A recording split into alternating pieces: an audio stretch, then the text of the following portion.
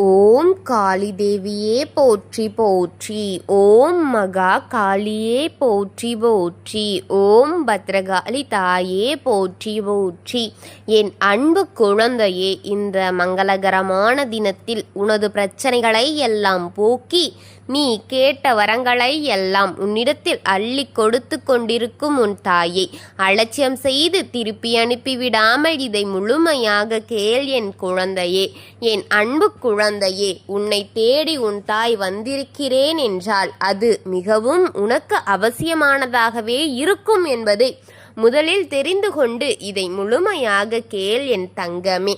என் அன்பு குழந்தையே, வேதனை தாங்க முடியாத பாரத்தோடு என்ன வழி என்று யோசித்துக் கொண்டிருக்கும் என் பிள்ளையிடம் பேசுவதற்கென்று உன் தாய் உன்னை தேடி வந்திருக்கின்றேன் என் குழந்தையே. பலமுறை உன்னை தேடி வந்து கொண்டே இருக்கின்றேன். பல தடவை நான் சொன்ன வார்த்தைகளின் உண்மை உனக்கு புரிந்தும் இருக்கும். நான் சொல்வது அனைத்தும் உனக்கு நடந்தும் இருக்கும் என் பிள்ளையே. ஆனால் சொல்கின்றேன், அலட்சியமாக இதை கேட்காதே. இந்த வாக்கை இறுதி வரை கேளென் குழந்தையே. உன் வீட்டிற்குள் என்ன நடந்து கொண்டிருக்கிறது, இதுவெல்லாம் எதனால் நடந்து கொண்டிருக்கிறது என்று கூட தெரியாமல் புலம்பிக் கொண்டிருக்கிறாயே குழந்தையே. இதுதான் நடந்து இருக்கின்றது. இவர்தான் நடத்தி கொண்டிருக்கிறார்.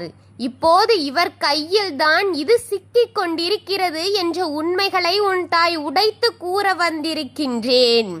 நான் சொல்வதை இறுதி வரை பொறுமையாக நிதானமாக இந்த வார்த்தைகளை கவனித்து கேளென் குழந்தையே. அப்போதுதான் நடந்த அனைத்தும் உன் மனதில் ஒட்டுமொத்தமாக இருக்கும். எல்லாம் தெளிவான எண்ணங்கள் இப்போது உனக்கு தோன்றும் பிள்ளையே. எதையும் கேட்டும் கேட்காதது போல் காதிங்க வைத்து மனதை அங்கே வைத்து கொண்டிருக்காதே. ஒட்டுமொத்த உடலையும் மனதையும் ஒன்று சேர்த்து கேள் என் குழந்தையே. அப்பொழுதுதான் தெளிவாக புரியும். அவன் கையில் சிக்கி இருக்கும் உன் வாழ்க்கையை எப்படி புள்ளியில் படுத்தப்பட்டிருக்கிறது என்பது வரை கூற வந்திருக்கின்றேன். எப்படி முள்ளில் பட்டிருக்கும் சீலை எப்படி பத்திரமாக எடுப்பது என்பது போல அந்த வாழ்க்கையை பத்திரமாக நீ மீட்டெடுக்க முடியும் பிள்ளையே. ஆம், முள்ளின் மீது சீலை விழுந்து விட்டால் சீலைக்கு எந்த சேதாரமும் வராமல் அது கிளியாமலும் எடுக்க வேண்டியது அவசியம் பிள்ளையே. உன் பொறுமையாக இருக்குவது அவசியம் பிள்ளையே. உன் வாழ்க்கை சீரழிய வேண்டும் என்ற திட்டம் போட்டு செய்த காரியம்தான் இது. அப்போதுதான் ஒட்டுமொத்த உன் வாழ்க்கையும் அவர் கையில் சிக்கி இருக்கிறது. உன்னை நிலை குலைய வைக்க வேண்டும் என்ற காரணத்தினால்தான் உன்னை அவமதிப்பாக நடத்தி கொண்டிருக்கிறார்கள். உன்னை அனாதையாக தன்னந்தனி மரமாக நிற்க வைத்து அழகு பார்க்கிறார்களே. வாழவே வழியில்லை என்ற இடத்திற்கு உன்னை தள்ளிவிட்டு கொண்டிருக்கும் இவர்களெல்லாம் இந்த வாழ்க்கையை நீயே வேண்டாம் என்று முடிவை எடுக்க வேண்டும் என்று காத்திருக்கிறார்கள் என்ற திட்டத்தை பெரிதாக இருக்கிறது பிள்ளையே.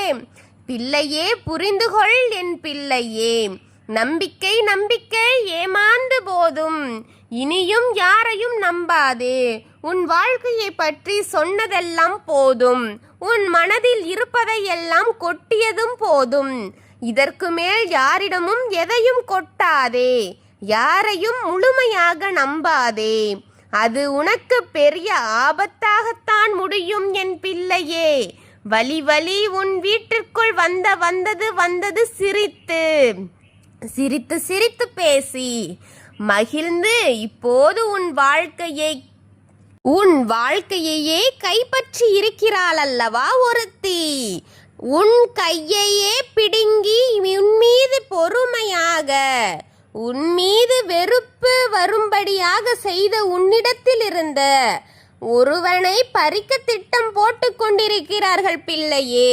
உயிருக்கு உயிராக இருக்கும் ஒன்றை நீ இழக்க வேண்டும் என்று அவர்களுக்கெல்லாம் குறிக்கோளாக செயல்பட்டு கொண்டிருக்கிறார்களே.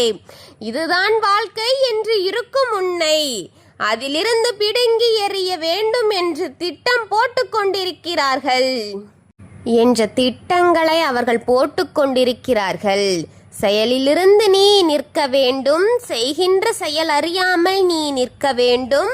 போகும் வழி எதும் உனக்கு வழி எதும் என்று நிற்க வேண்டும். போகும் வழி எது, எனக்கு வழி எது என்று கூட தெரியாமல் இருட்டுக்குள் முடங்கி இருக்க வேண்டும். நீ இருட்டுக்குள் எதையும் தெரியாதபடி சிக்கி இருக்கும் வேண்டும். நீ என்ற திட்டங்கள் பயங்கரமாக போட்டு கொண்டிருக்கிறார்கள் பிள்ளையே.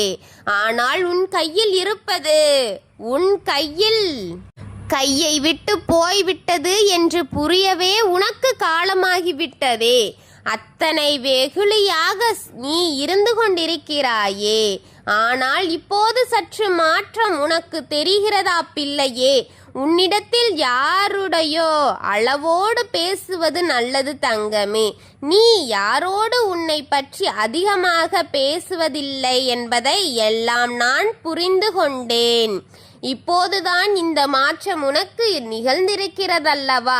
இது போல இருந்தாய் என்றால் உன் வாழ்க்கையை பறித்து வைத்திருக்கும் அவர்களிடத்திலிருந்து அனைத்தையும் உன் வாழ்க்கை மீட்டு விட்டு விடுவேன். உனக்கு வெற்றியை நிச்சயமாக உனக்கு நான் அளிப்பேன் தங்கமே.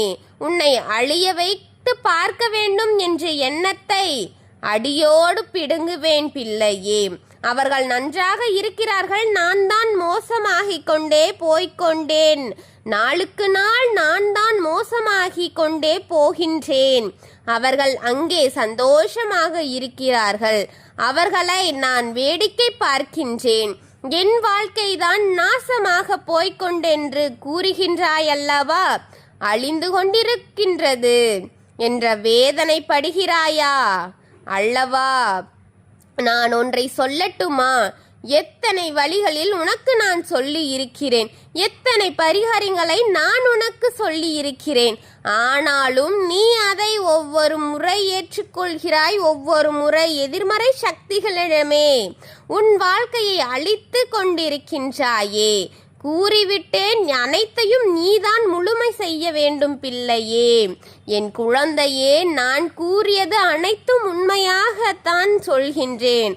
ஆனால் இதை எந்த முறையும் தவறவிடாதே என்று கூறுவது எதற்காக தங்கமே? என்னை அவமதித்துவிட்டு எதிர்மறை கையில் உன் வாழ்க்கையை கொடுக்காதே என்று கூறுவது எதற்கு என் தங்கமே? உன்னை காப்பாற்ற வரும் இந்த தாயை அவமானப்படுத்திவிட்டு போகின்றாயே. நான் சொல்வதை காது கொடுத்து கேட்டால் உன் வாழ்க்கை எந்த நிலையில் இருக்கிறது என்பது உனக்கே புரியும் அல்லவா?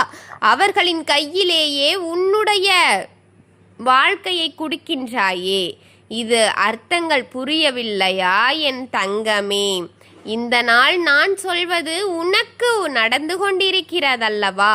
உன் வீட்டில் ஒன்று கைமாறிவிட்டது தங்கமே. அது நடந்தால் நீ அழிவது நிச்சயமாகிவிடும் தங்கமே. அவர்கள் பறிக்க பார்த்து கொண்டிருக்கும் உனது நேசமான உயிர் அவர்களிடம் சென்றுவிடும் என்பதை புரிந்துகொள். கைமாறிவிட்டால் உன் வாழ்க்கையே கைமாறியதற்கு சமமே தங்கமே. அதனால்தான் உன் தாய் இவ்வளவு வேகமாக உன் வீட்டின் வாசலில் வந்து நின்று கொண்டிருக்கின்றேன். உன் வீட்டின் வாசலில் வந்து இழந்ததை கொடுக்குவதற்காக வந்த இந்த தாயை வெளியே அனுப்பிவிடாதே என் பிள்ளையே. தலை குனிந்து நிற்கும் செயலாகிவிடும் தங்கமே. சொன்னதை நீ மறந்து விடாமல் உன் எதிரி உனக்கு உண்டானதை உன்னிடத்தில் கொடுத்துவிட்டு தலைமறைவாக போகின்றான். இன்று நீ எனக்காக என் படத்தின் முன் ஒரு விளக்கு போடு தங்கமே. இதை சத்தியமாக செய்து என்பதை புரிந்து கொள் தங்கமே. உன் தாய் உன்னிடம் கேட்பதெல்லாம் உனக்கு நன்மையை கொடுப்பதற்காகத்தான் என்பதை புரிந்து கொள் தங்கமே. இல்லையென்றால் இன்று நீ பார்த்தது இதுவே கடைசியாக விடும் என்பதை புரிந்து கொள். எதற்காக சொல்கிறேன் என்பதை புரிந்து கொள்ளும் அளவிற்கு என் குழந்தை அறிவு வாய்ந்தது என்பது எனக்கு தெரியும். அதை நீ உறுதி செய் குழந்தையே.